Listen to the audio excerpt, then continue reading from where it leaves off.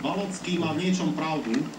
Naozaj bude veľmi otázne, aké budú rozdiely medzi Všeobecnou zdravotnou poisťovňou a tou jednou alebo dvoma súkromnými zdravotnými poisťovňami. Viete, keď niekto diktuje 70% trhu, tak tá druhá poisťovňa sa môže akurát tak prispôsobiť. Veľa toho nevymyslíte. Môžete dať nejaké bonusové služby.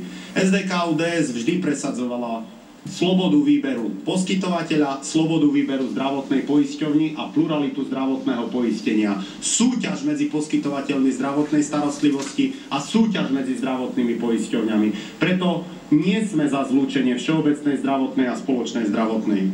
O to viac, že dámy a páni, celý tento cirkus so zlučovaním, ktorý tu začal predvádzať pán minister Valentovič a úspešne v ňom pokračuje pán minister Raši, je kamufláž. Vláda nie je schopná riešiť reálne problémy slovenského zdravotníctva. Vonku stoja záchranári, keď mi neveríte, pozrite sa z okna. Vláda to nevie riešiť a zabáva nás zlučovaním zdravotných poisťovní. Najprv bude jedna, potom zostane pluralita. Potom budú poistenci štátu zo zákona poistení len v štátnych poisťovniach. Pamätáte sa na ten Valentovičov skvelý nápad, protiústavný? Potom bol nápad, že vznikne jedna štátna, jedna súkromná. Nakoniec sa vláda ukľudnila len zákazom zisku, ktorý mimochodom, aby som to pripomenul, mal slúžiť na to, aby bolo viacej peňazí na zdravotnú starostlivosť. Je viacej peňazí na zdravotnú starostlivosť, viacej platia poisťovne poskytovateľom, pacienti sú spokojnejší. Akurát arbitráž máme na krku. Odpovedzte si sami, veď chodíte do nemocníc.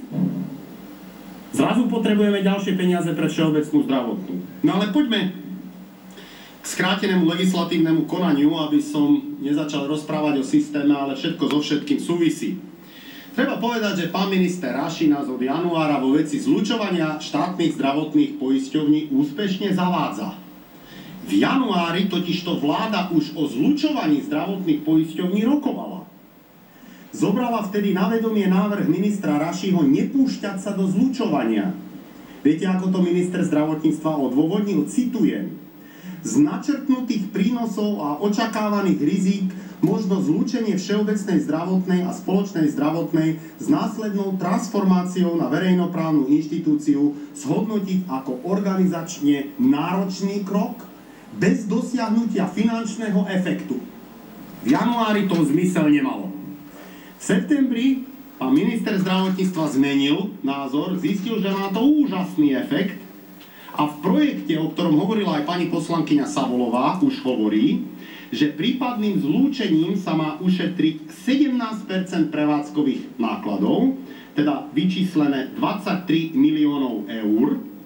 Samozrejme za celé obdobie 2010-2011, kedy to zlučovanie má prebehnúť. Samozrejme má to jeden háčik, to skutočné šetrenie začne až po parlamentných voľbách, lebo až vtedy sa bude prepúšťať, samozrejme, lebo nepotrebujete na všetko dvoch ľudí. Jedného zo spoločnej a jedného zo všeobecnej zdravotnej.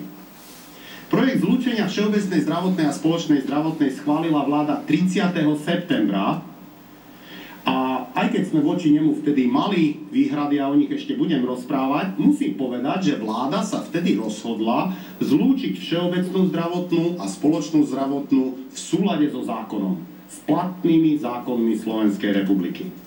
Akurát na to treba súhlas Úradu pre dohľad nad zdravotnou starostlivosťou a protimonopolného úradu.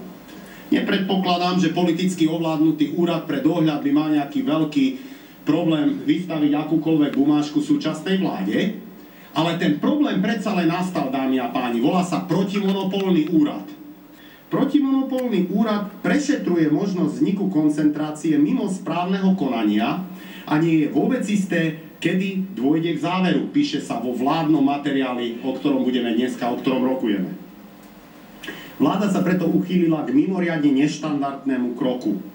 K zlúčeniu všeobecnej zdravotnej a spoločnej zdravotnej poisťovne zákonom. Tento zákon, ktorý dneska prerokujeme v prvom čítaní a ešte na tejto schôdze v druhom čítaní, teda keď prejde skrátené legislatívne konanie, svojím charakterom veľmi pripomína zákon o strategických podnikoch. Obchádza sa normálne fungovanie a normálny proces zlučovania zdravotných poisťovní platný v zákonoch Slovenskej republiky a obchádzajú sa aj pravidlá legislatívneho konania. Veď hlavne ide o to, aby nebolo pripomienkové konanie. Dôvod, ktorý sa uvádza, je, že štátu hrozia značné hospodárske škody v súvislosti s prebiehajúcou globálnou ekonomickou a finančnou krízou. K tomu sa ešte zastavím, ale to dôležitejšie, čo chcem povedať, je, že v septembri, vtedy, keď vláda schválila projekt zlúčenia, zároveň vyhovorila ministrovi zdravotníctva, ktorý si na projekt zlúčenia pýtal 65 miliónov eur. 65 miliónov eur. Dokonca podľa niektorých informácií vrajú, že aj Všeobecná zdravotná dostala. Verím, že pán minister to vysvetlí. To je moja otázka. Má ich už Všeobecná zdravotná, alebo nie? Pýtam sa. Keď mi odpovie pán minister, nie, už som spokojný. Mám rôzne informácie. Faktom ale je, že pán minister zdravotníctva povedal, že tých 65 miliónov eur, verejne to povedal v televízii, pozeral som televíziu, on rozprával sám, lebo on väčšinou sám, povedal, že tých 65 miliónov eur potrebuje, toľko vraj chýba na zdravotnú starostlivosť, aj po zavedení úsporných opatrení. Na zdravotnú starostlivosť. Toľko potrebuje na zdravotnú starostlivosť. Dávajte pozor. Aj po zavedení úsporných opatrení. Dámy a páni, SDK-ODS od júna tvrdí, že Všeobecná zdravotná poisťovňa má vážne ekonomické problémy. A od júna to minister Rašík popiera. A tu zrazu vo vládnom materiáli čierne na bielom. Potrebuje na zdravotnú starostlivosť.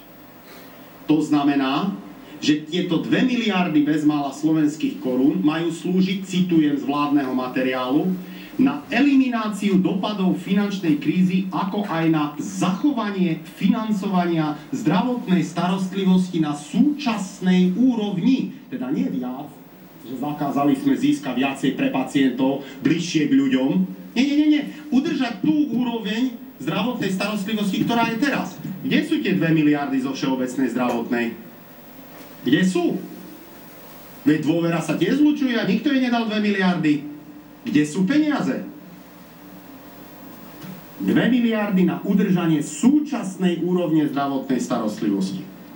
A to ešte nie je všetko, dámy a páni. Úrad pre dohľad nad zdravotnou starostlivosťou v septembri zverejnil, že príjmy zdravotných poisťovní sa za prvý pôrok tohto roku medziročne zvýšili o 5,4%. To nie Novotný vypočítal, Demovič. 5,4%. Z toho, keď teda vieme počítať štátne poisťovne,